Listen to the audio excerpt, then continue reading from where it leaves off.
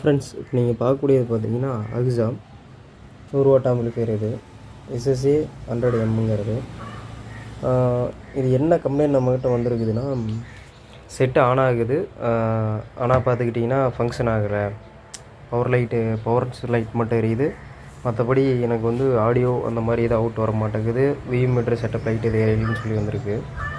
இதில் நான் செக் பண்ணி பார்த்ததில்ல. இவங்க என்ன பண்ணிருக்கிறாங்கன்னா, புஷ்புல் ட்ரான்ஸ்ஃபார்மர் அல்லது மேஜிக்னு சொல்லுவாங்க. இது வந்து ஓவர்லோட் பண்ணிருக்கிறாங்க.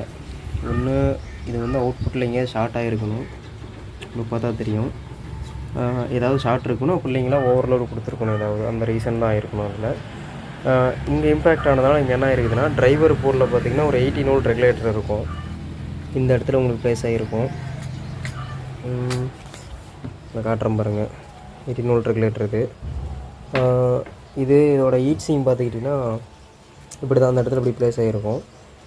இது நான் செக் பண்ணி பார்த்ததில் அந்த ரெகுலேட்டர் சேஞ்ச் பண்ணோன்னே நமக்கு ஆன் ஆகுது. நான் என்ன ஒரு சந்தேகத்தில் ஏன்னா 18 வோல்ட் ஸ்டாக் இல்லாதனால நான் 12 வோல்ட் ரெகுலேட்டர் போட்டு சும்மா ஒரு சந்தேகத்தை ஆன் பண்ணி பார்த்தேன்.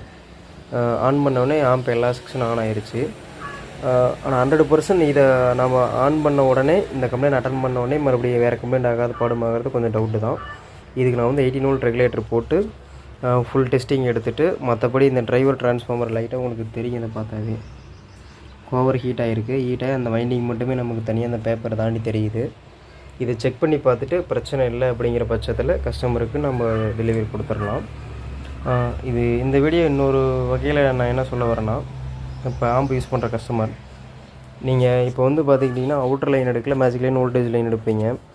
அதே டைமில் நீங்கள் ஓம்ஸை பொறுத்து கொஞ்சம் கிளாரிட்டிக்கும் வீடியோ அட்ஜஸ்ட் பண்ணிக்காங்க. ஓம்ஸ் லைன் இப்போ பார்த்துக்கிட்டிங்கன்னா உங்களுக்கு தெரியும் நினைக்கிறேன்.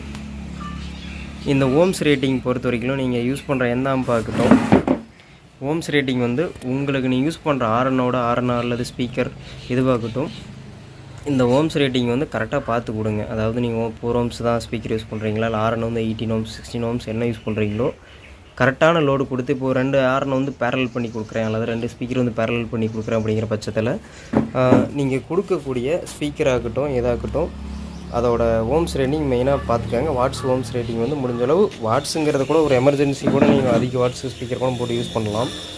அது ஒன்றும் தவிர்க்க முடியாத சூழ்நிலை ஒரு சில டைமில் வரலாம். அப்படி வந்தாலுமே ஓம்ஸ் ரேட்டிங் மெயினாக ஓம்ஸ் ரேட்டிங் வந்து நீங்கள் ப்ராப்பராக கொடுத்தீங்கன்னாவே உங்களுக்கு ஆம்போட செக்ஷன் எதுவுமே அடி வாங்காது.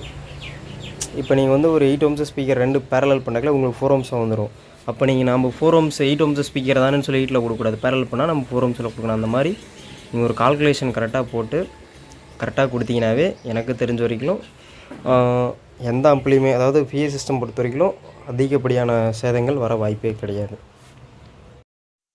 Friends, driver area power section complaint பார்த்தீங்கன்னா சர்வீஸ் கம்ப்ளீட் பண்ணியாச்சு. நான் ஃபுல்லாக என்னால் முடிஞ்சளவு டெஸ்ட் பண்ணிட்டேன். இப்போ நான் பார்த்தீங்கன்னா சாங்கு ப்ளே பண்ணி காட்டுறேன் பாருங்கள்.